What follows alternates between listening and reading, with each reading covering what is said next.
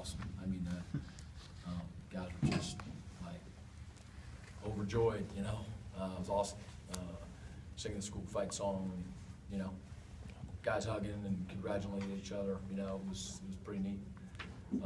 So I'm just really proud of them. Because when, you know, a lot of people outside of the immediate football family, you know, don't believe in you, it's a sweet feeling to, you know, do what you're capable of doing. You know, those guys care deeply about the school and this program and each other, you know, and it's, so it was an awesome locker room. So we beat a really good football team, a very well coached, a team that, you know, was playing with confidence and has been running the ball exceptionally well, and quarterback that I think was leading the league in completion percentage and all of those things, and they're going to continue to be a really good football team. So one of our season goals that the seniors put together was, you know, to be undefeated in the factory, you know, and you know, we've lost more games than we've won, but we're 2-0 at home, and that's a great feeling. And I think I can't read without my glasses anymore, but that we won the turnover ratio, and that was a pretty big deal for our team. So just really excited and proud of our guys. And the crowd, I just want to thank the people who came out. You know, you choose a school, or you work at a school, and that's your school. You know, that's your university.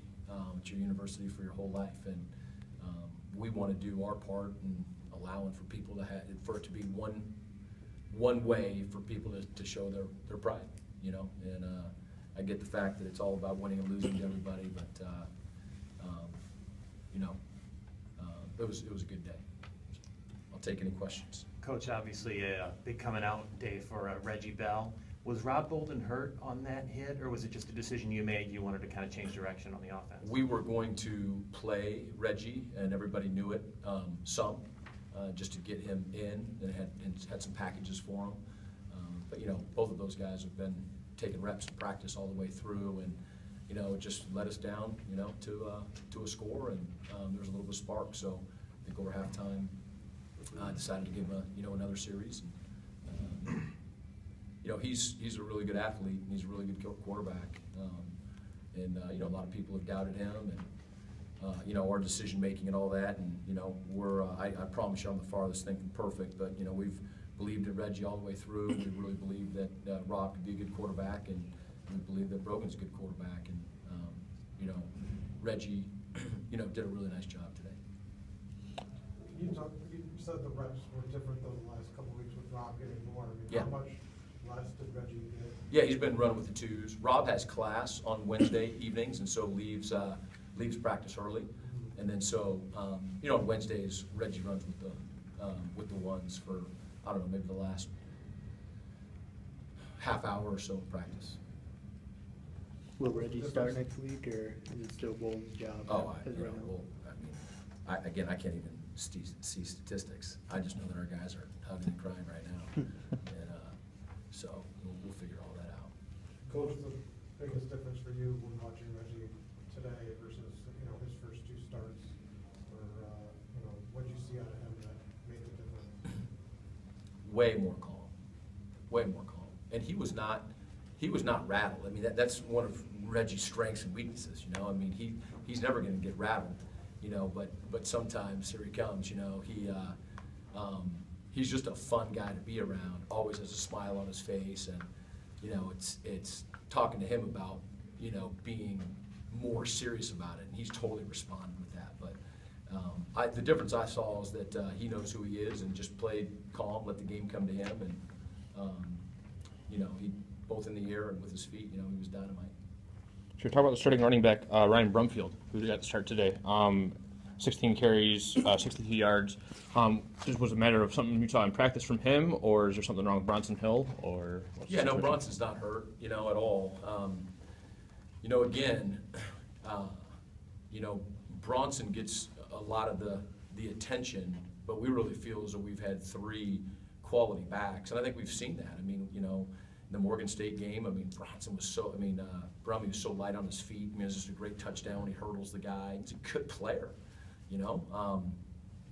You know, we've been frustrated, as obviously of you guys. I mean, it's like when we're 3 and out, you just can't get things going. You can't get into a rhythm, and, you know, there's less reps, and, you know, it's frustrating and all that. But, I mean, D-Jack, I mean, even last week, there was a couple of, like, bubbles he took and some runs that he had. I mean, he's a great player, too. I mean, we have 3 really good running backs, and then Juwan Lewis, and then our young guys who are not playing. I mean, we're pretty good at that spot. So, you know, we just made the decision to give Brummy a shot at starting the game. You know, you don't always know how things are going to go. I mean, you have a plan, but, you know, it's not all science. You know, it's art and science. You know, we didn't anticipate that Reggie was going to come into the game and play the rest of the game. But, you know, you make a decision about how it feels and how it's going, and go with it. Seemed a big turning point in the game was the goal line stand when you forced Buffalo to kick when they were down on your 1-yard line. Does that kind of help pick up everyone's energy after that? It's huge. I don't know how many sudden change situations we had, but holding a team to a field goal is a win for us. And we were awesome in sudden change. Felt as though we had too many of them, but they weren't really a result of turnovers. You know, it wasn't that kind of deal. It was just that they had the ball on our side of the field, and you know, our guys were awesome in sudden change. And to be honest with you, I think so much of that is just our sidelines. It's the mentality of our team. You know, we really challenged them when we first got here. You know, the reason why people score so much in a sudden change situation is, one, that percentage-wise you have the ball so much closer to the end zone. But secondly, something negative has happened, and so everyone's downtrodden. Well, that's a choice. And so, you know, our guys are doing jumping jacks and yelling and screaming for our defense when they have the ball. Like last week on the 18-yard line, you know, before half, and held them to a field goal. Huge. You know, and today it felt like we did that a lot. And so, yeah, the goal line stand, the sudden change situations, huge momentum boosts. Huge. Did they tell you what the personal foul was on the Rob Bolden's big run? They didn't say what the number was or what the call was. Eventually, we got to a number.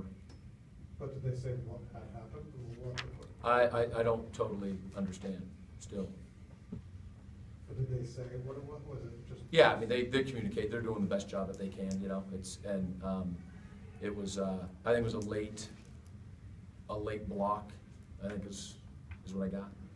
So they didn't get the number. They thought it was 20-something, and they came back later, and it wasn't a 20-something number. So you know, it was. I haven't seen it yet, but I'm sure our guy blocked the guy late, and you know, I mean.